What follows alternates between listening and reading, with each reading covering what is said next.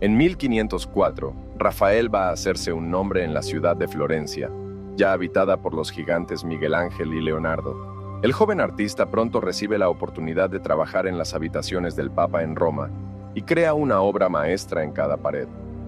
La estancia de la asignatura está dedicada a 4 facultades intelectuales, incluyendo, por supuesto, la teología. En La disputa del Santísimo Sacramento, descubriremos el dominio arquitectónico de Rafael, la pureza de la geometría y figuras tan elocuentes que leer la obra de Rafael es como leer la de un teólogo. Rafael es el más joven de este grupo de artistas. El mayor es Leonardo, luego Miguel Ángel y después Rafael. Rafael, al inicio de su carrera, va a Florencia en 1504, específicamente se dice, para estudiar el trabajo de Miguel Ángel y Leonardo, quienes están ahí y trabajando en competencia uno con el otro. Así que tenemos un momento, uno de esos muy especiales en la historia, donde Florencia tiene esta increíble concentración de poder artístico. Pero es el joven Rafael quien está ahí para aprender de los hombres mayores, es decir, para estudiar a estos grandes artistas. Y lo hace. Estudia, especialmente a Leonardo, de quien aprende ese sentido de crear una especie de disparidad dentro de la unidad. Es decir, toma grupos de figuras, como las que vimos en La Virgen de las Rocas y La Madonna de las Rocas. Leonardo no vio ese cuadro. Rafael tomará de otros modelos que vio de Leonardo en Florencia y creará toda una serie de imágenes magníficas de la Madonna y el Niño en un paisaje que realiza durante su período en Florencia, en 1506 y 1507. En 1508 es llamado a Roma, siguiendo a Miguel Ángel. Miguel Ángel está ahí en 1508. Había llegado antes para trabajar en la tumba del Papa Julio II. Rafael lo sigue en 1508. Es llamado por el arquitecto Bramante, quien, bajo las órdenes de Julio II, está creando la nueva Basílica de San Pedro, es decir, la Basílica de San Pedro que conocemos ahora, el centro del mundo católico romano. Bramante es pariente de Rafael, es de Urbino, la ciudad natal de Rafael. Así que el joven Rafael es llevado a Roma y bastante rápido recibe encargos importantes en los apartamentos papales. También entra rápidamente en competencia con Miguel Ángel, quien fue retirado del proyecto de la tumba de Julio II y obligado, en contra de su voluntad, a crear el techo de la Capilla Sixtina. Entre 1508 y 1512, Miguel Ángel trabaja en el techo. Entre 1508 y 1511, Rafael está, podríamos decir, al final del mismo pasillo, en los apartamentos papales, en la habitación que llegará a ser conocida como la Estancia de la Asignatura. Pero esa sala no era eso, es decir, la sala del sello, como se la conoce después, porque se convierte en el lugar donde se coloca la aprobación papal en los documentos. Fue concebida como la biblioteca de Julio II. Así que lo que tenemos en esa sala es una especie de centro intelectual. Es la gran sala del Alto Renacimiento. Representa todas las ambiciones de esa cultura. Hemos hablado del Renacimiento, y algo que no hemos mencionado, que le da su nombre, es su relación con la antigüedad griega y romana. La misma idea de renacimiento, o renacer, en italiano rinascita. Lo que renace es la cultura, es decir, las letras y las artes visuales del mundo greco-romano. Esto es lo que distingue al Renacimiento, según su propia visión, de lo que llamaron, en efecto, la Edad Media. Esos largos siglos entre la antigüedad grecorromana, por un lado, y el Renacimiento, que podríamos decir comienza en el siglo XIV en Italia, por el otro. Esa cultura es algo a lo que volveremos al adentrarnos en Rafael y sobre todo en Miguel Ángel. En la Estancia de la Asignatura tenemos una habitación dedicada a 4 facultades intelectuales. Estas se describen en el techo. La facultad de la religión, es decir, la teología, la filosofía, la jurisprudencia y lo que es una absoluta novedad, la poesía. la celebración de la poesía al mismo nivel que la teología. Mencioné antes la noción de inspiración. Es aquí donde veremos cómo se representa. En el caso de la teología, Rafael crea una pintura que ha llegado a conocerse como la disputa, es decir, una controversia. Hay un cierto nivel de debate presente en la obra. Podemos comenzar con eso. Está aquí, en esta esquina, en la esquina inferior izquierda. Hay un grupo de figuras discutiendo, debatiendo sobre puntos teológicos. Una figura joven, vestida de dorado y azul, se gira suavemente. Mira hacia atrás, observando lo que están haciendo, pero también se aleja ligeramente y señala hacia el centro de la composición. El centro de la composición es de lo que trata esta pintura. Es un campo semicircular con un eje central, y ese eje central es absolutamente crucial. A lo largo de ese eje central, comenzando desde la parte superior, está la figura de Dios Padre. Inmediatamente debajo de él está Dios Hijo, es decir, Cristo. Justo debajo está la paloma del Espíritu Santo. Cada una de estas figuras está colocada frente a un disco dorado, un círculo de oro. La figura de Cristo es muy clara. El disco detrás de Dios Padre es parcialmente visible porque, como se puede ver, tiene rayos que emanan de él y forma parte de la cúpula del cielo, lo que le da una implicación arquitectónica. El disco detrás de Cristo lo aísla en lo que es esencialmente luz divina, es decir, está pintado, pero diseñado para representar oro puro, diferente de las nubes y la naturaleza que lo rodean. Lo mismo ocurre con la paloma del Espíritu Santo que está abajo. De la paloma descienden rayos de oro que llegan al círculo final, que es la custodia en el altar.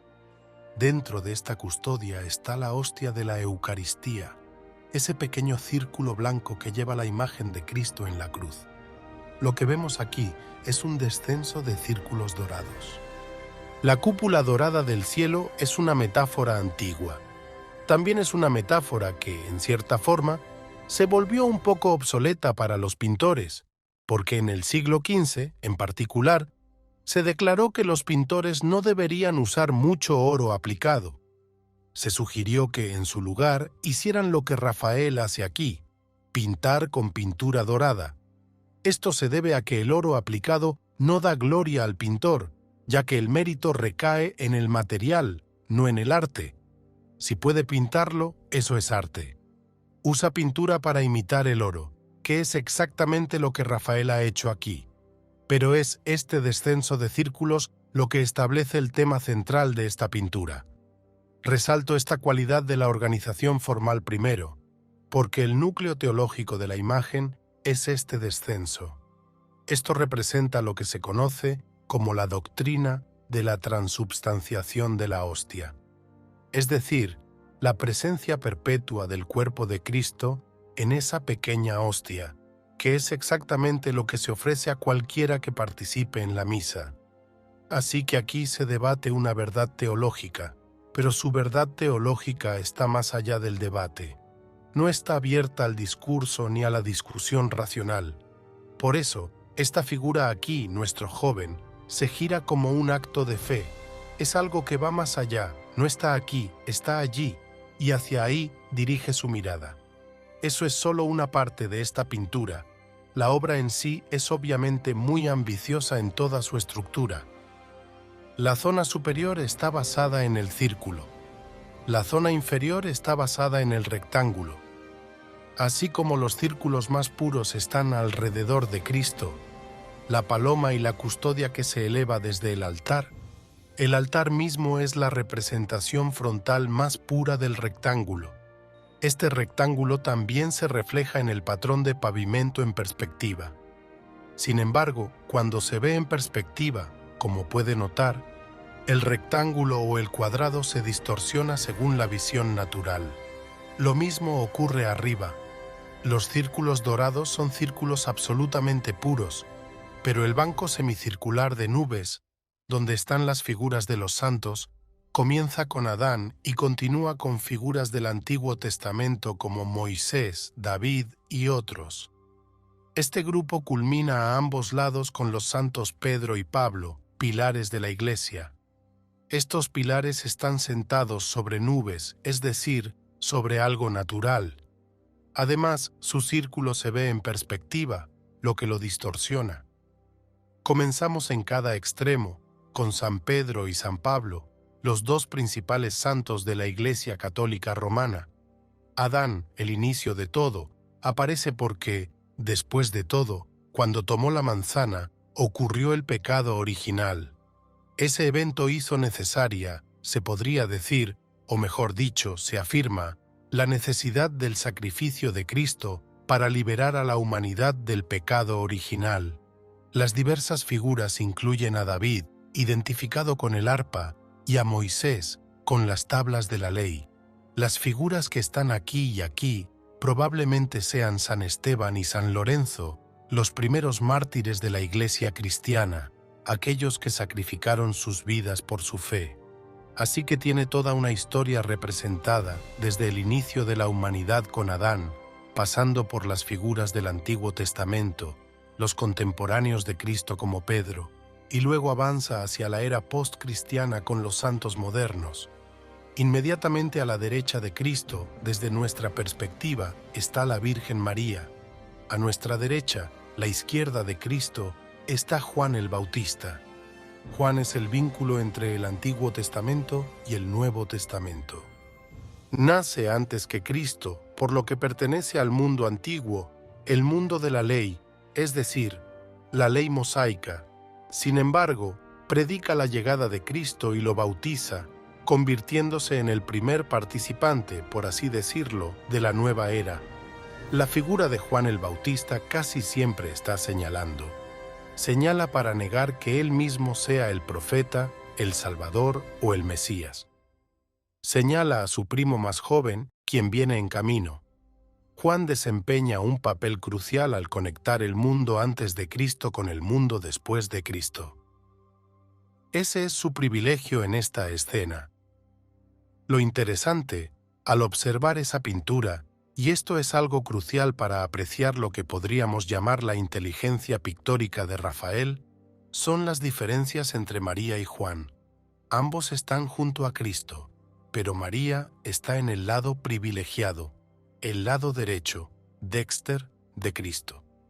Juan está en el lado izquierdo. Esa ya es una distinción importante. María se inclina hacia adelante y entra en el círculo dorado, compartiendo ese espacio divino con Cristo. Juan, en cambio, se inclina hacia atrás. Solo su gesto, señalando la llegada de Cristo, se extiende hacia el círculo dorado. Aquí vemos cómo Rafael toma la teología y le da una forma pictórica, creando una distinción entre una figura en este nivel y otra en un nivel diferente. Ambas son elevadas, pero una lo es más que la otra. María es la Madre de Dios. Así es como Rafael trabaja. De hecho, todo el tema de la geometría está integrado en esta composición, y estoy convencido de que esto se debe a la inteligencia y la imaginación del pintor. Es difícil imaginar a un asesor teológico dando indicaciones sobre cómo presentar esta doctrina de manera tan precisa. Tenemos una serie de dibujos que muestran a Rafael trabajando en esto, pero esencialmente creo que es el pintor quien nos ofrece lo que debe ser la declaración más clara de esta teología que se pueda encontrar. Las figuras alrededor del altar son los 4 doctores de la Iglesia latina: Gregorio, Jerónimo, Ambrosio y Agustín. Cada uno está diferenciado de varias maneras. Gregorio mira directamente hacia la fuente divina. Jerónimo sostiene los libros, ya que es el autor o traductor de las escrituras al latín. Ambrosio también mira hacia arriba con asombro, pero Agustín, como puede ver, mira hacia abajo mientras dicta. Este es Agustín, el autor cuyas obras se convierten en un aspecto fundamental de la teología en desarrollo. Rafael logra distinguir a estas figuras, dándoles a cada una un rol ligeramente diferente. Esto es algo que impresiona de su trabajo. Sus figuras suelen estar muy controladas, es decir, no hay gestos exagerados como los que a menudo se encuentran en Miguel Ángel. Son controladas pero muy elocuentes. De hecho, nuevamente es Vasari quien comenta de manera hermosa sobre Rafael al decir que las pinturas de Rafael son como escrituras. Se pueden leer. Leer a Rafael es exactamente lo que uno hace al observar esta pintura y reconocer lo que está sucediendo. Más allá de estas figuras, hay otras, incluyendo al poeta Dante, quien aquí es celebrado como teólogo. También aparece en otra pintura de esta sala como poeta, pero aquí se le presenta como teólogo. También está la figura de Sixto IV, tío de Julio II, quien creó la Capilla Sixtina. Así que hay una relación entre ellos aquí. Lo que también tenemos aquí, por encima de todo, es el contraste entre el oro y la naturaleza. Todas estas figuras son mortales. Se han inmortalizado en cierto sentido, pero están sobre un banco de nubes muy sólido. Aunque las nubes, como puede ver, son sostenidas por cabezas angelicales, siguen siendo nubes naturales, un semicírculo visto en escorzo. El cielo no está sujeto a la visión natural, por eso no hay círculos en escorzo en el cielo. Ningún elemento dorado está en escorzo, es oro puro, un círculo perfecto. En cambio, aquí tenemos esa distinción entre el oro y el cielo azul. El cielo azul está lleno de ángeles. Sin embargo, los ángeles mismos, como siempre lo han sido, incluso antes de ser ángeles cristianos, actúan como mensajeros entre el cielo y la tierra.